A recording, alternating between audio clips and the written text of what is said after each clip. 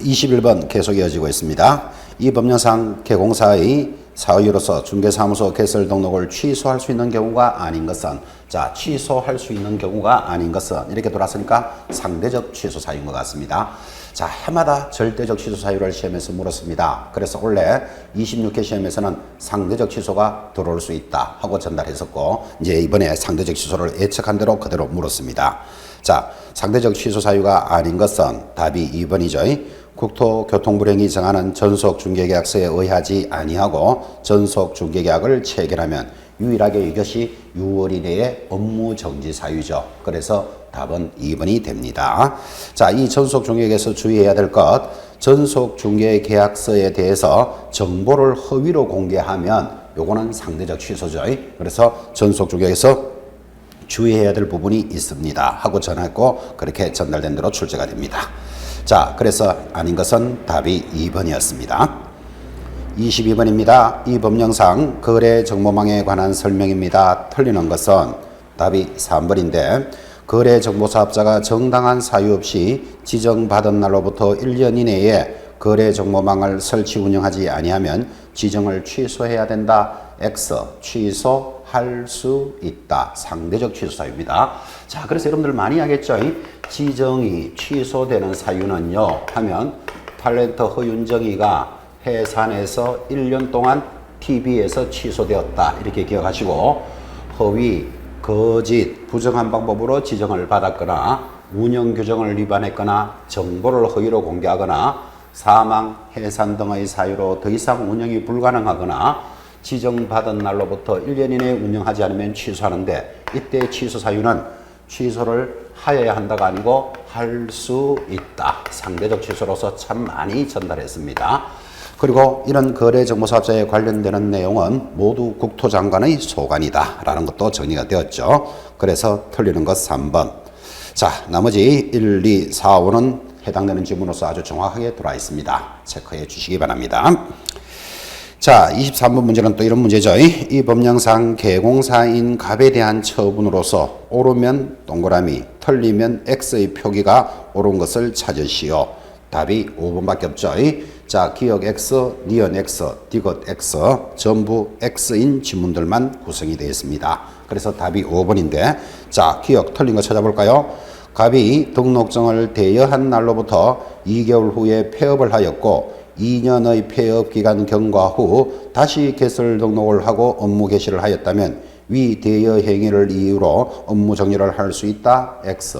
자, 우리가 행정처분의 성계에서 공부할 때 업무 정지는 사유가 발생한 날로부터 1년이 지나면 업무 정지는 해당 사항이 안 됩니다. 지금 2년이 지났다 그랬죠. 그래서 해당 사항이 없고, 또 틀린 지문은 대여하게 되면 절대적으로 취소되는 사유죠.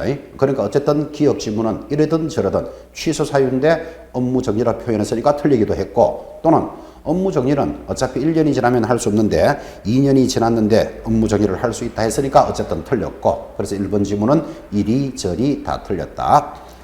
니은, 갑이 미성년자를 중개보조원으로 고용한 경우 45일 만에 고용관계를 해소했다면 이를 이유로 업무 정지를 할 수 있다. X, 2개월 내로 해소하면 그러하지 아니하다. 60일 내로 하면 되죠, 그죠? 그래서 또 X입니다. 디귿, 갑이 업무 정지 사유에 해당하는 거짓 보고를 한 날로부터 1개월 후에 폐업을 하였고 4년의 폐업 기간 경과 후 다시 개설 등록을 하였다면 위 거짓 보고를 한 행위를 이유로 업무 정지를 할 수 있다. 또 틀린 질문이죠. 지금 이야기하잖아요. 거짓 보고를 하면 업무 정지 사유인데 업무 정지는 사유가 발생한 날로부터 1년이 지나면 할 수 없습니다. 자, 그래서 옳은 것은 5번이었습니다. 24번 문제가 포상금에 관한 내용입니다. 매년 빠질 수 없는 단원입니다 하고 강조했었고, 포상금에 대해서 틀리는 것은 답이 2번인데, 포상금의 지급에 소요되는 비용은 전부 또는 일부를 국고에서 보조할 수 있다. X, 국고에서 보조할 수 있는 비율은 100분의 50 이내로 한다. 이렇게 돼 있죠. 그래서 틀린 것은 2번. 자, 나머지 1, 3, 4, 5 다 정리가 되었고, 특히 5번 같은 지문은 그림을 그려가면서 설명을 했었습니다. 하나의 사건에 대해서 포상금 지급 요건을 갖춘 두 건의 신고가 접수된 경우 등록관청은 최초로 신고한 자에게 포상금을 지급합니다. 그러죠? 하나의 사건에 대해서 두 건이 신고되었다. 서울에서도 신고가 들어오고 수원에서도 들어왔다. 그러면 최초 신고자라 그랬습니다. 그런데 하나의 사건에 대해서 두 사람 이상이 신고가 되었다면 균등하게 지급하되 당사자들의 합의가 있다면 합의된 대로 지급한다 라고 공부해 왔습니다.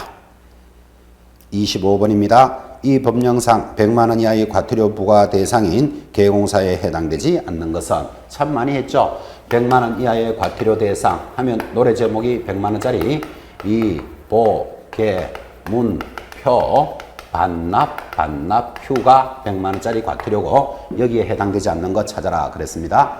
이복에 문표, 반납, 휴 반납 안 하면 100만 원짜리 해당되지 않는 것 답이 3번이죠. 공인중개사법에 따른 연수교육을 정당한 사유 없이 받지 아니한 자, 연수교육을 받지 아니한 자 얼마짜리? 500만 원짜리 과태료였습니다. 자, 500만 원짜리 노래 제목은요. 운명, 이요, 연자시. 그래서 연자시만 보면 500만 원짜리 과태료인데 운명이요, 연자시 할 때 연이 뭐다? 연수교육을 위반하면 500만 원짜리 여기에 해당되는 거죠. 참 많이 했습니다. 100만 원짜리, 500만 원짜리 노래도 불렀던 내용이고 그대로 출제가 되고 해당되지 않는 것은 답이 3번입니다. 26번으로 접어들었습니다. 자, 자격 취소에 관한 설명입니다. 틀리는 것은 자격 취소는 빠질 수 없다 그랬죠. 자격증을 준비하는 여러분에게 자격이 취소되는 사유는요. 하면 좀 전에도 했습니다. 양대로 부정을 징하게 하면 자격증이 날아갑니다. 틀리는 것은 답이 1번이죠. 자격 취소 처분은 사무소 소재지를 관할하는 시도지사가 행한다. X입니다.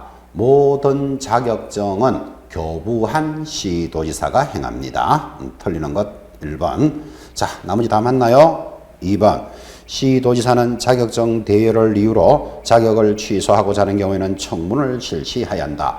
모든 취소 사유 앞에는 청문을 합니다. 억울한 일이 없냐라고 물어봐 주는 것을 청문이라 그랬습니다.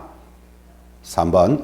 시도지사는 자격 취소 처분을 한 때는 5일 내로 국토장관님에게 보고하고 온 동네방네 시도지사에게 통지해야 한다라고 수업을 했었죠. 그래서 자격이 취소되면 가문의 영광입니다. 국토장관님에게 5일 만에 보고하고 온 동네방네 시도지사에게 통지합니다. 4번.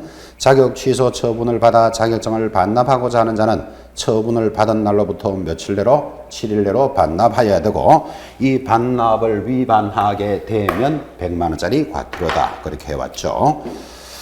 5번. 자격이 취소된 자는 자격증을 교부한 시도지사에게 자격증을 반납합니다.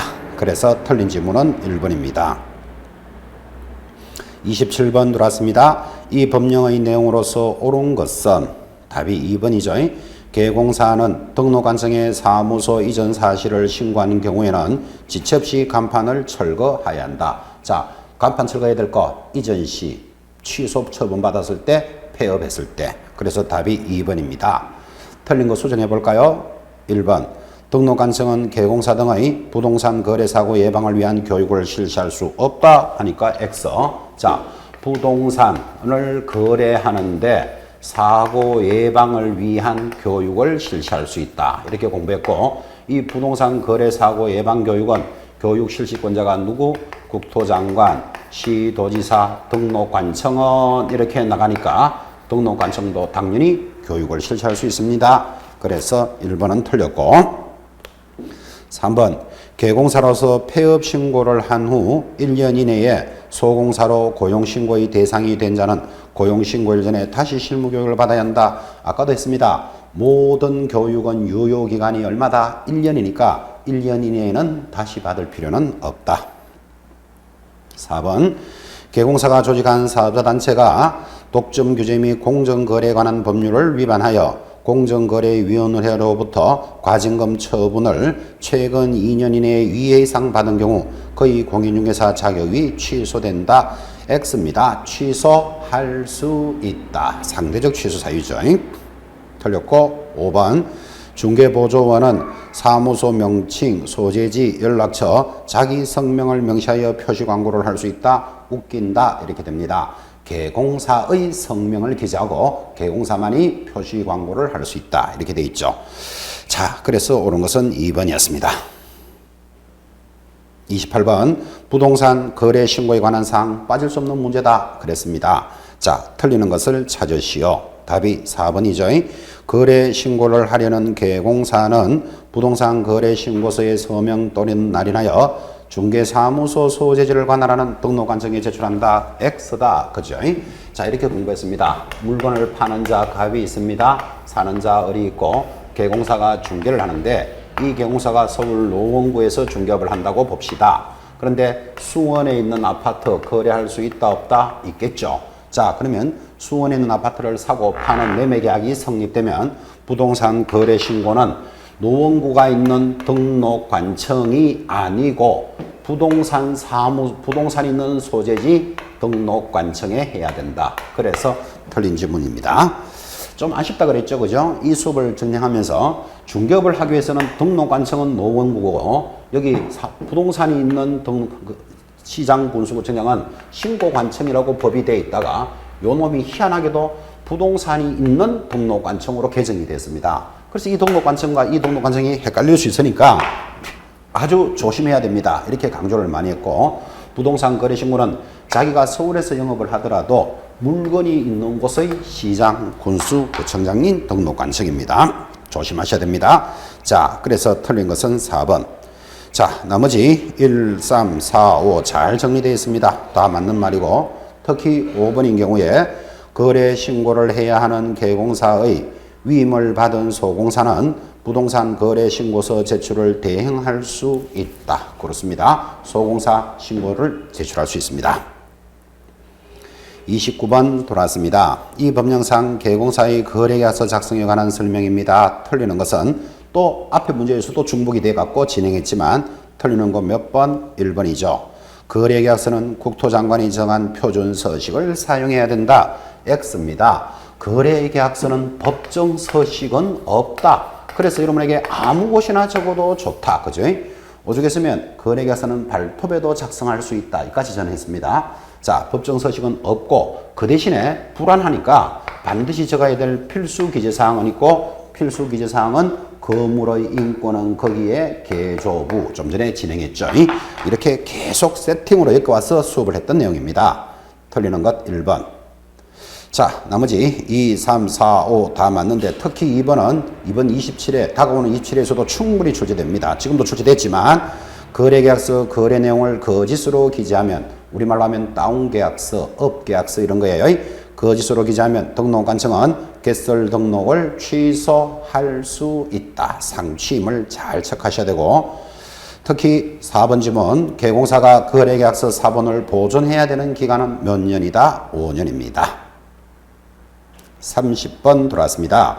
전속 중개계약에 관한 설명입니다. 틀리는 것은 역시 보관기간으로 문제 물었죠. 답은 3번입니다. 개공사가 전속 중개계약을 체결한 때는 그 계약서를 몇 년 동안 보존한다? 3년간 보존합니다. 근데 5년 돼 있잖아. 그죠? 그래서 틀리는 것은 3번. 자, 1, 2, 4, 5 다 맞고 특히 4번 지문 개공사는 의뢰인이 비공개를 요청하면 물건에 대한 정보를 공개하여서는 아니 된다. 이런 이야기 많이 했죠. 5번. 전속 중개계약에 정하지 않는 사항에 대해서 의뢰인과 개공사가 별도로 협의해서 정할 수도 있다. 임의적인 사항이기 때문에 그렇습니다. 자, 틀린 것은 답이 3번이었죠. 31번 계산 문제인데 계산 문제 올라올 것들을 예측했던 게 그대로 올라왔죠. 자, 갑은 개공사에게 중개를 의뢰하여 을 소유의 전용 면적 70제곱미터 오피스텔을 보증금 2천, 월 차임 25만 원의 임대차 계약을 체결하였고 이 경우 이 갑으로부터 받을 수 있는 보수의 최고 상한액은 임차 오피스텔은 건축법령상 업무시설로서 상하수도 시설이 갖추어진 전용 입식 부엌, 전용 수세식 화장실과 목욕시설을 갖추었습니다. 자, 이런 이야기입니다. 85제곱미터 이하의죠. 85제곱미터, 70제곱미터가 85미터잖아. 그죠? 의 오피스텔은 우리는 매매는 얼마? 0.5%, 임대차는 얼마? 0.4%로 이번에 법이 개정돼 들어왔단 말이에요. 그러니까 이거는 계산 문제에서 충분히 물을 수 있다라고 예고했던 것이 그대로 연결되었고, 자, 이렇게 됩니다. 보증금 2천만 원 더하기 월세가 얼마다? 25만 원. 그러면 요거는 곱하기 70을 하게 됩니다. 왜 그러냐면 5천이 안 될 거니까 25만 원 곱하기 70 하면 1750 합치면 3750만 원으로 계산해라. 그런데 임대차는 얼마다? 0.4%잖아요. 그러니까 0.4% 계산하면 15만 원이 나올 겁니다. 그런데 지금 주어진 질문이 누구에게 받는 것으로서 갑으로부터 받을 수 있는 것은 그러니까 한 사람에게 받는 거죠. 이 15만 원이 답이 되겠습니다. 답이 1번. 32번입니다. 개공사가 의뢰인에게 주택임대차 보호법에 대해서 설명하고 있습니다. 틀리는 것은 답이 5번이죠. 지방공기업법에 따라 주택사업을 목적으로 설립된 지방공사는 주택임대차 보호법상 대항력이 인정되는 법인이 아니다 하니까 X 법인이다 입니다. 자, 법인은 원래 주택임대차 보호법이 적용되지 않습니다. 보통 적용되지 않는데 이때 적용되지는 않지만 적용되는 것 LH공사, 대한토지주택공사죠. 그 다음 지방공사 그리고 중소기업은 가능하다 그랬습니다. 근데 아니다 했으니까 틀린 것은 5번. 자, 나머지는 다 맞는 것으로 정리하는데 특히 동그라미 4번 참 많이 강조했습니다. 임차인이 다세대 주택의 동호수 표시 없이 그 부재 중일 경우 지번으로서 주민등록을 했다면 부지 중 일부인 지번으로 주민등록을 했다면 대항력을 취득할 수는 없다. 맞다. 이때 다세대 주택은 공동주택이고 반드시 동호수가 기재되어야 합니다. 3번도 볼까요? 맞는 것으로서 자, 주택임차인이 지위를 강화하고자 별도로 전세권 설정 등기를 마쳤더라도 주임법상 대항력권을 상실하면 이미 취득한 주임법상의 대항력과 우선변제권을 상실한다. 5. 자, 여러분 항상 이런 이야기 했죠.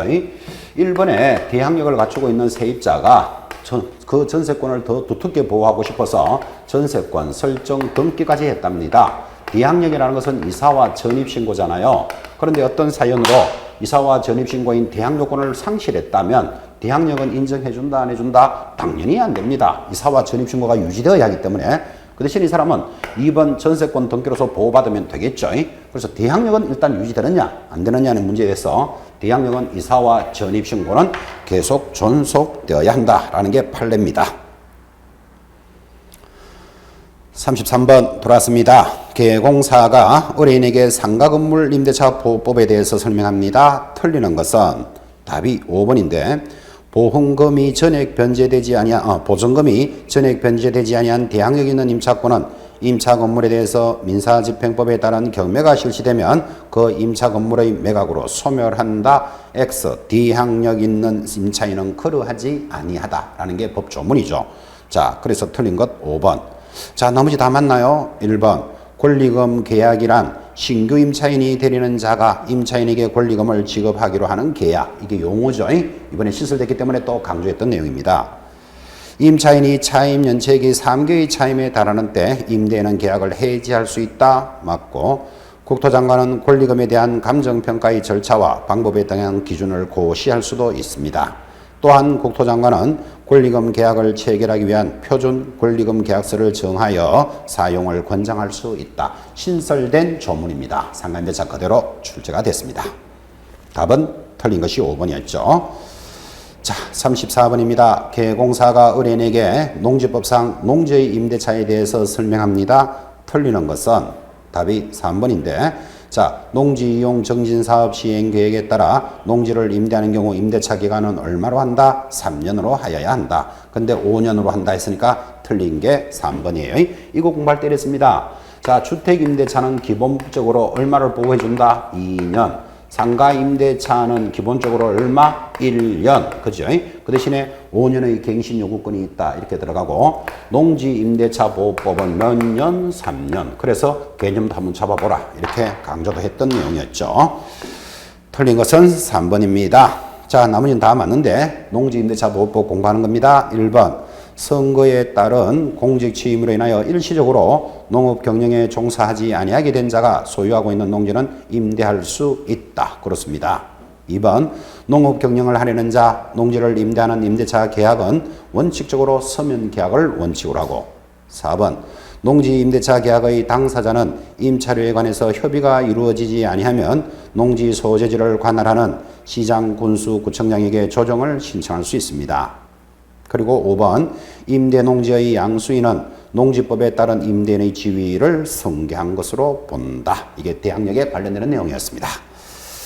35번 들어왔습니다. 토지 매매의 경우 중개대상물 확인 설명서 서식의 기본 확인 사항에 해당하지 않는 것은 답이 2번 실제 권리관계인데 이렇게 수업했죠.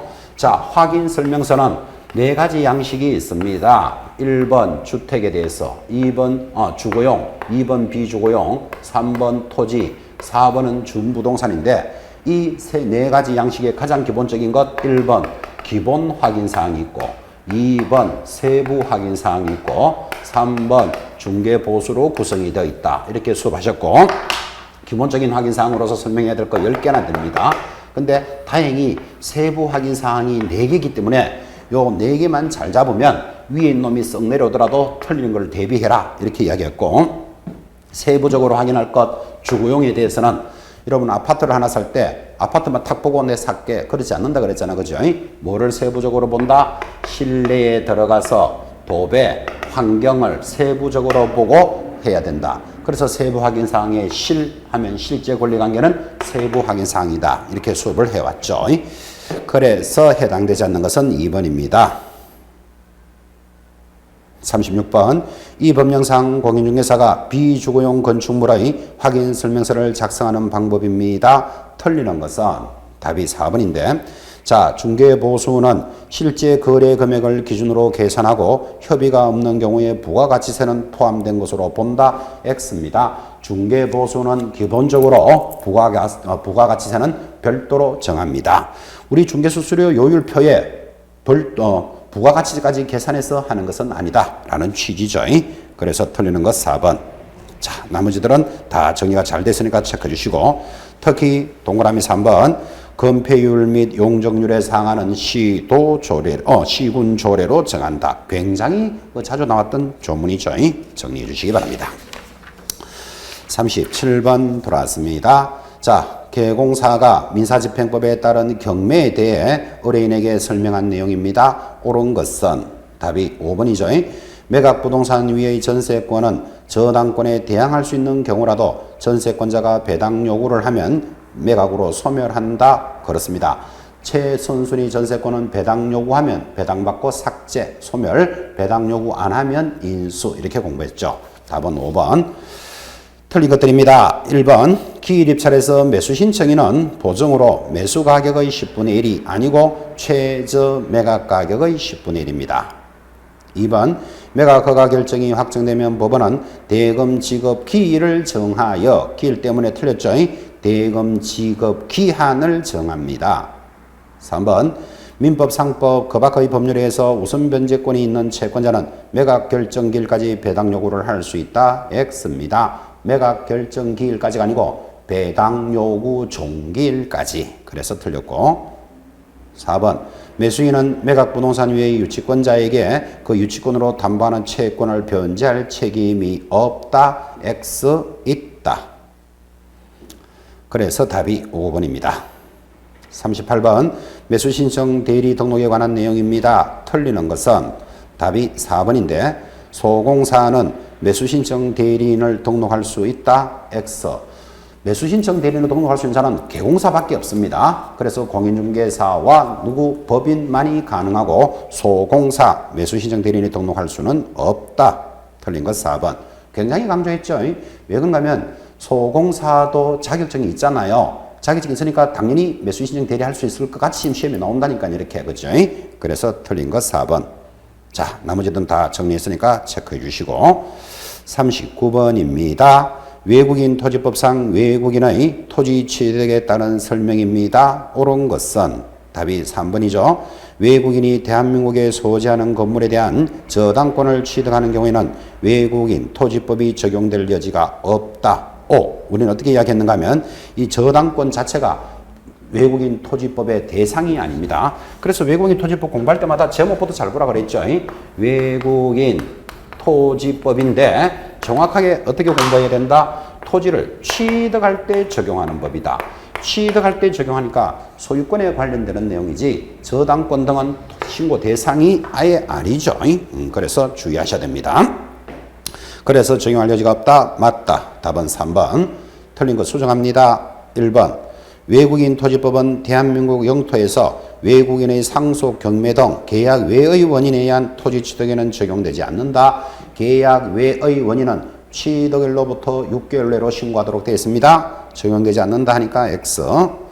외국인은 부동산 거래 신고에 관한 법률에 따라 부동산 거래 신고를 한 경우 외국인 토지법에 따른 토지 취득 신고를 해야 된다. X. 자, 부동산 거래 신고에 관한 법률이 센 놈이기 때문에 센 놈을 하면 약한 놈은 한 것으로 봅니다. 그래서 외국인 토지법은 별도로 할 필요는 없다. 4번. 외국의 법령에 따라 설립된 법인이라도 구성원의 2분의 1 이상이 대한민국 국민인 경우 외국인 토지법에 따른 외국인에 해당되지 않는다. X조의 법인도 구성원의 2분의 1 이상이면 외국인으로 본다. 5번. 전원이 외국인으로 구성된 비법인 산하는 외국인 토지법에 따른 외국인에 해당되지 아니한다. X입니다. 외국인에 해당한다로 정리하셔야 됩니다. 마무리 문제입니다. 40번. 부동산 거래 신고에 관한 법령상 신고서 작성에 대해서 옳은 것은 이것도 신고서 양식 반드시 보셔야 됩니다. 하고 강조했고 그대로 출제됩니다. 옳은 것은 1번이죠. 신고를 해야 하는 부동산별 거래 금액과 실제 거래 가격란에는 부가가치세를 제외한 금액을 기록합니다. 똑같이 진행되죠. 그죠? 1번만 5입니다. 틀린 거 수정해 볼까요? 계약 대상 면적에는 실제 거래 면적을 계산하되 건축물의 면적은 집합 건물, 대표적으로 아파트는 연면적을 적는다가 아니고 전용 면적을 적습니다. 그 밖의 건축물에 대해서는 연면적을 기재합니다. 그래서 2번 틀렸죠. 전용 면적이니까. 3번. 실제 거래 가격이 6억을 초과하는 거래 대상 부동산의 취득에 필요한 자금 조달 계획은 신고서 작성 사항에 해당한다. 부동산 거래 신고 대상에는 자금 조달 계획이라는 자체가 없습니다. 그래서 틀렸고. 4번. 분양 금액란에는 분양권의 경우에는 권리 가격과 추가 부담금의 합계 금액을 적습니다. X조의 분양권은 권리 가격과 추가 부담금의 합계 금액을 적는 게 아니고 각각 기록하도록 합니다. 분리하여 별도로 작성합니다. 5번. 개공사가 거짓으로 신고서를 작성하여 신고했다면 500만 원 이하의 과태료 부과 사유가 아니고 취득세 3배 이하의 과태료죠. 500만 원짜리는 신고를 안 했을 때 해당되는 거죠. 미신고였습니다. 자, 그래서 옳은 것은 1번 이렇게 진행이 되었습니다. 자, 이제 26회 공인중개사 법령의 기출문제를 정리해 봤습니다. 자, 이제 기출문제를 바탕으로 해서 자, 이 부분의 답이 옳다, 그러다는 이제 그렇게 정리됐다면 이런 내용을 바탕으로 내년 27일을 준비하시는 여러분들 2016년도에는 반드시 출제될 수 있는 내용 또 그리고 중개사법은 계속적이고 반복적이면서 단편적인 암기 내용보다는 전체를 비교해 가면서 묻는 문제가 많구나. 그래서 꾸준히 수업을 하셔야 됩니다. 그냥 단편적으로 암기만 해서 따라오기는 벅찰 수 있는 문제들이 많이 다수가 출제되었습니다. 자, 여러분들의 건성을 기원합니다. 수고하셨습니다.